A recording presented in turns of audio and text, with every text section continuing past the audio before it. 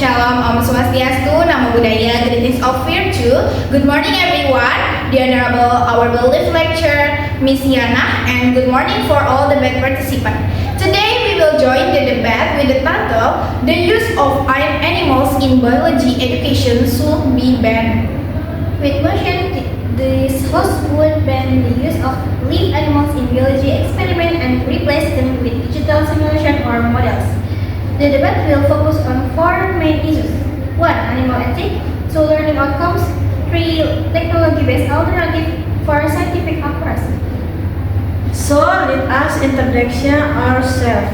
My name is Vina Widya and Mutiara Yusrina Jahra as the pro team, and I Anissa Novelia and Putri Nimara. Okay, let's begin with the first speaker from the proposition team, followed by opposing team. Time and place are yours. Good morning everyone.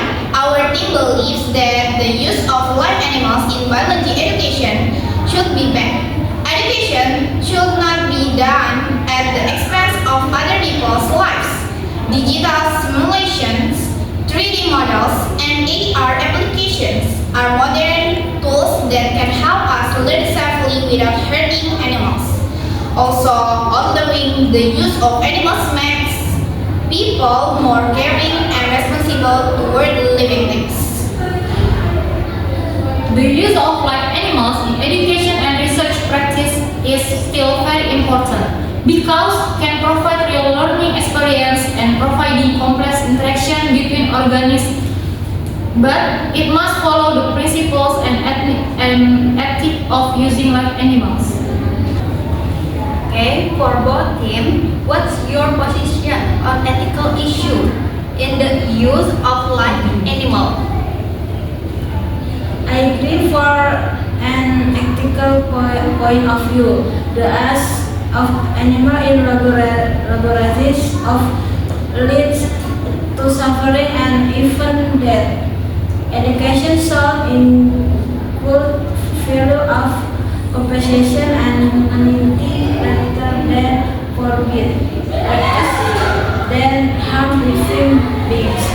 Besides investigation, digital simulation can actually help students understand better because they are repeatable, hygienic, safe, and can solve body more easily than direct education.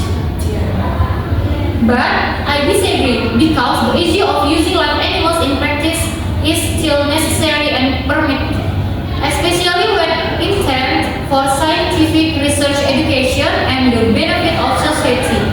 But it must comply with animal welfare ethics, for example by minimizing animal suffering and being carried out responsibility. Okay, for both teams, how far the use live animal carry weight in studied understanding of biological materials? Research show that digital simulation can actually improve student understanding because they are repeatable, hygienic, safe, and show body structures more clearly than direct dissection. This ensures learning outcomes are even more effective. That's an interesting perspective. But the use of animals in biology education like dissection, direct observation, or behavioral habits, those are an important component of biology curriculum that is already designed well. This approach can be significant increase in student learning outcomes, besides text, video, or simulation methods. Learning with animal is possible can developing student skills about scientific core principles, which can be acquired from inanimate sources. Example, dissection. The model or simulation can be replicate the texture, elasticity, or natural variability of work, and the result is students have a deep understanding about the structure and function. Okay, for both teams, how do you assess the readiness of technological?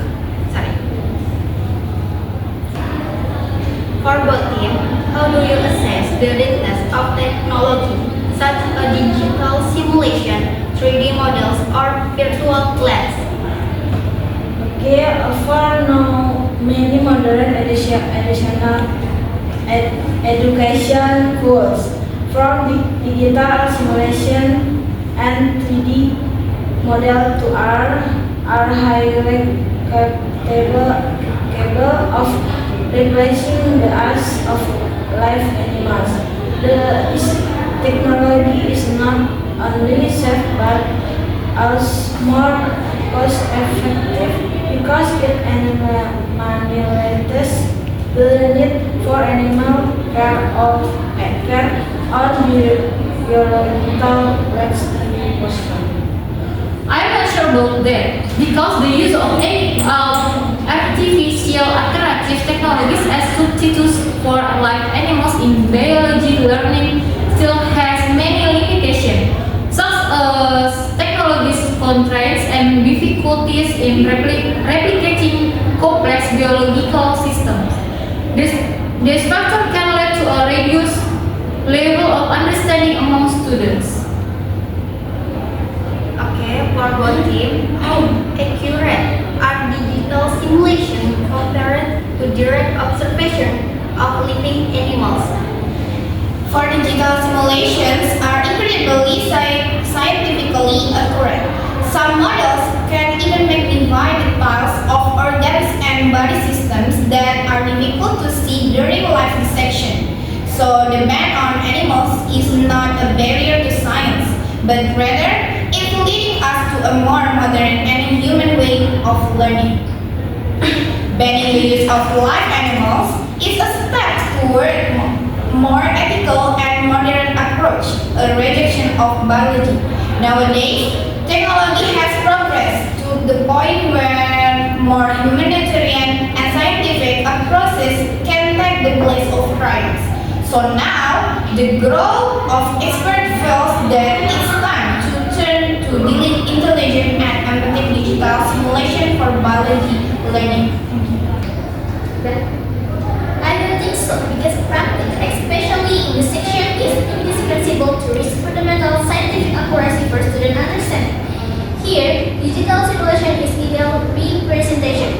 Computer program is just presenting the perfectly clean anatomy version. But when the student do dissection, they will using their sense of touch. They can feel the texture of organ, connective tissue resistance, and blood vessel support. In the section, students are forced to see organism as whole and integrated system. They will see how the system can sustain and restrict other systems. Scientific accuracy demands interaction with real-world complexity. Therefore, the responsible use of animal specimen remains the irreplaceable gold standard in biology education. And the conclusion is, the use of animal in biology practice is indispensable to reach a fundamental scientific accuracy for student understanding. However, the use of animal must always be conducted in accordance with animal welfare and responsibility and minimal suffering. Thank you for all speakers and participants. With this, I declare the debate regarding the ban on the use of live animals in biology education is over. I'm sorry if I have a lot of mistakes. And the last, wassalamualaikum warahmatullahi wabarakatuh.